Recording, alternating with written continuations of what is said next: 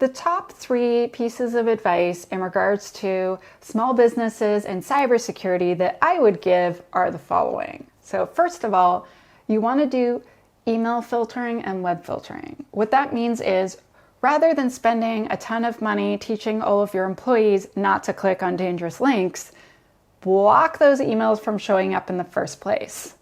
The second part is web filtering. So that means if you click a link, then it goes to open it and first it checks to make sure it's safe and then it opens the link. Microsoft has a product called Safe Links, but there's several different types of products on the market that are all quite good. And so what you've done is instead of putting the onus of all of your employees having to learn this new skill, you make it so that they never have to make that decision in the first place. The third thing that I would recommend for small business owners is basically good password hygiene. So generally, you have all sorts of accounts, and in a small business, you're letting someone log in as you're sharing passwords, things are all over the place, and here's what I suggest. Get a password manager. So that is a piece of software that handles all of your passwords, and get one for your team, for your company. So I'm Canadian, so I use the Canadian one, which is called 1Password, but use any one you want. And basically, the software will help create unique passwords for every single website that you use. You definitely want to use different ones. And then it will keep all of them inside a vault and encrypt them for you. So when you go to visit a website, you just press the button and it will automatically fill it out for you. So Password Manager, you want to use unique, long passwords for every single site. And then you want to save them in there every time.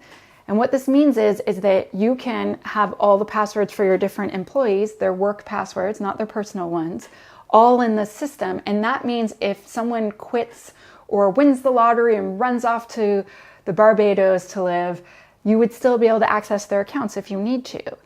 And the last piece of advice that I want to give every person ever, especially small businesses, is to turn on multi-factor authentication.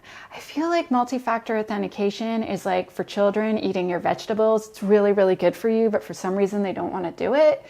So multi-factor authentication means using more than one way for the computer to verify that you are you. So when you log in somewhere, you give them a username and a password. So those are things that you know. That is a factor authentication. That's one. I know you're thinking there's 2, but they're 2 things that are the same factor, a thing you know. So other factors include a thing you are. So let's say a fingerprint or an eye scan or the way you walk. There's very many different types of things that you are. And then it's a thing that you have. So that could be a cell phone. When you receive a text with a special code and then you have to enter it into your computer, that is 2-step or 2-factor authentication.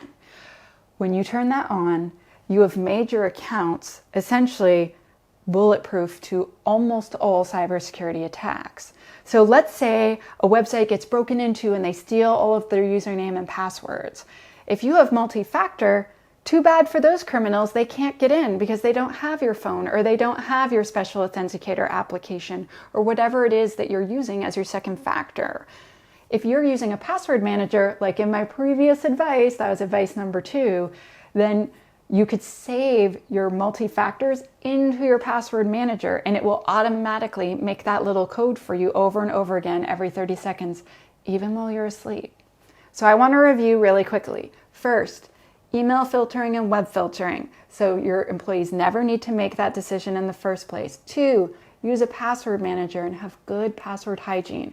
That means never reusing passwords, always having a long, unique password that you store in the password manager. And 3, turn on multi-factor authentication for every account that matters to you and your business that you're counting on.